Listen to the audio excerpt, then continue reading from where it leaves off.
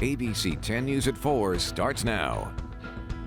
A stern warning from county leaders just how close San Diego came to sliding backward into more restrictions this week.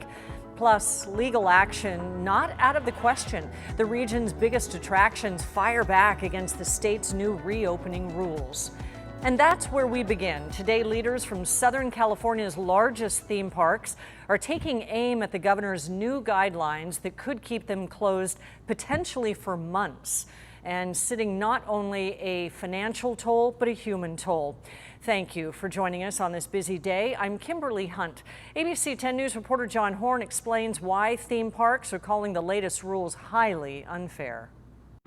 Theme park operators across Southern California are usually competing with each other for your dollars.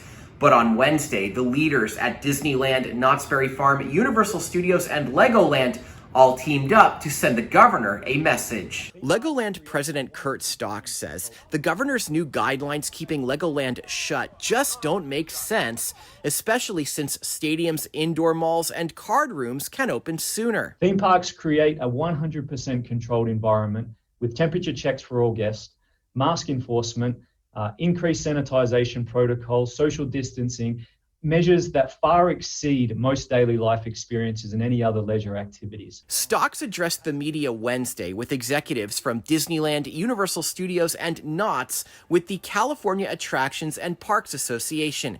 They pointed to success in other states, the New York Times recently reporting that Disney World's safety protocols appear to be working.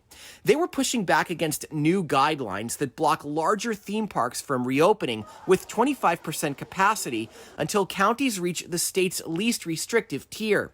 San Diego and Orange counties are 2 tiers away, while Los Angeles is still in the state's most restrictive tier. Because it then begins to have an impact on people's health. Anxiety and joblessness is a gigantic human toll on individuals. The governor's office is concerned that major theme parks attract out-of-towners. The theme park group says nothing is off the table, including potential legal action.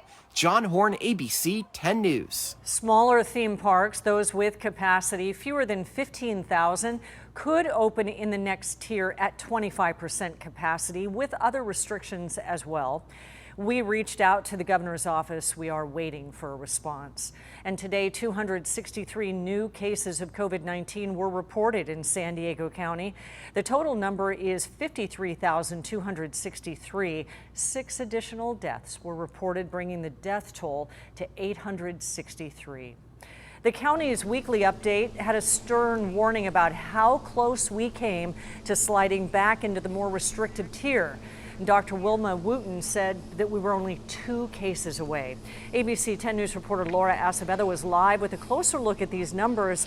And Laura, the county hopes that this is a wake-up call.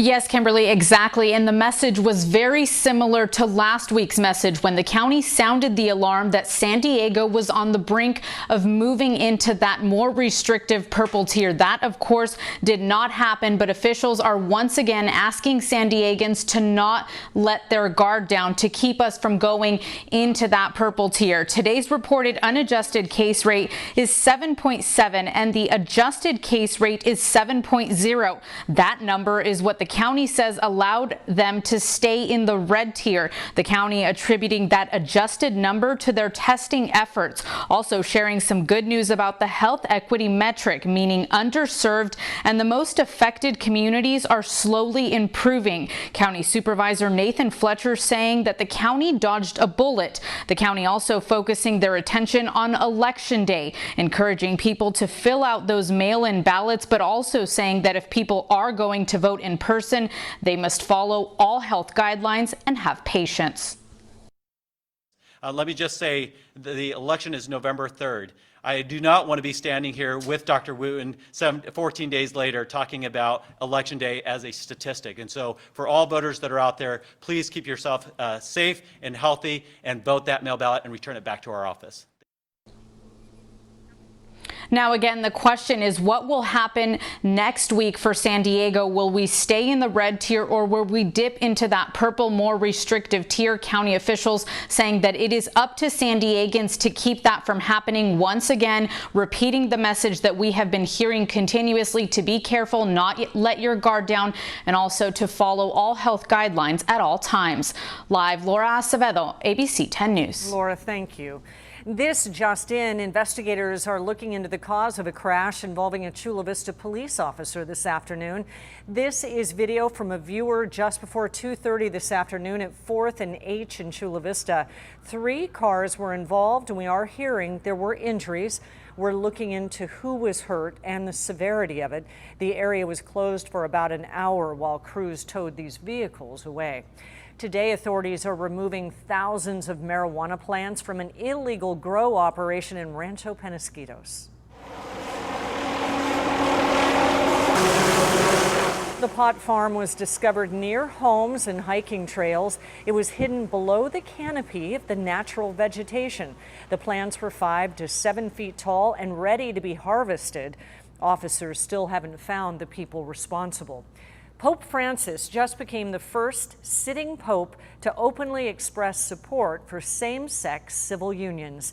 He made the comments in a new documentary that premiered in Rome today. As ABC's Romina Puga explains, it's a major shift for the Vatican.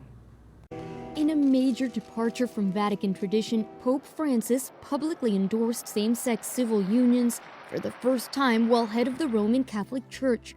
This is a man who's opened his heart to the hearts of all of humanity. The remarks came during an interview in a new documentary titled Francesco, which premiered Wednesday at the Rome Film Festival. In it, the Pope says in Spanish, homosexual people have a right to be in a family. They are children of God and have a right to a family. What we have to create is a civil union law. That way they are legally covered.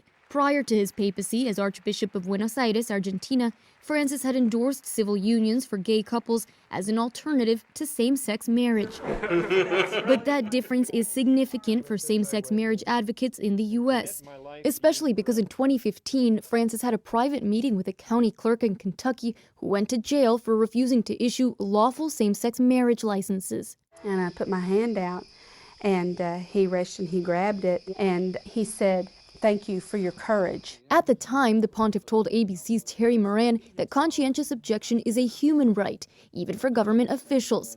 But the Vatican official who arranged the meeting retired soon after. But today, the president of the LGBTQ advocacy group, the Human Rights Campaign, calls Francis's endorsement a significant step for inclusion and acceptance in the Catholic Church.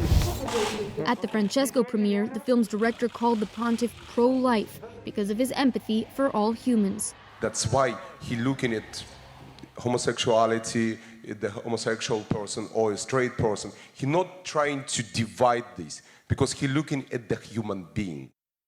The documentary just wrapped in June in the midst of the coronavirus pandemic and covers several emotional themes such as the COVID-19 lockdown, racism, and sexual abuse. It'll premiere in the U.S. next week. Romina Puga, ABC News, Los Angeles. The Catholic Diocese of San Diego says the Pope's message doesn't change anything about the sacrament of marriage, which the Church still says is only between a man and a woman. Hear more on the conversations happening right now in San Diego tonight on ABC 10 News at 5 o'clock.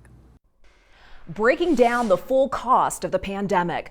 A new podcast from the Journal of American Medical Association discusses 3 articles on different kinds of loss. That's the financial cost, the cost of communities of color, and mental health costs.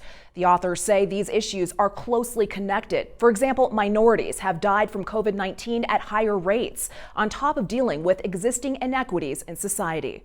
So many of them were already sort of living economically on the edge, struggling with, getting their basic needs met, making sure they actually had health care and all of that. And now they've sort of been pushed off the ledge. In mental health terms, the large number of deaths has profoundly impacted families. About 3 to 4 million Americans have lost someone close to them. 10% of those people will experience prolonged grief disorder and struggle to recover. Then there's increased stress overall. So there is a second kind of psychological epidemic, which is one of anxiety, depression, and difficult to manage uncertainty. If the virus is contained by next fall, the financial impact is estimated at a $16 trillion loss. That's about 4 times the cost of the Great Recession. The total cost factors in more than just lost income from unemployment. The point of the economy is not to accumulate sheets of paper with little number signs on them and numbers after them. It's to enjoy life. And so it's that lack of enjoyment, the sort of lost enjoyment of life that people are experiencing. The Congressional Budget Office says for the next decade, we will not reach the level of economic output that we would have without COVID.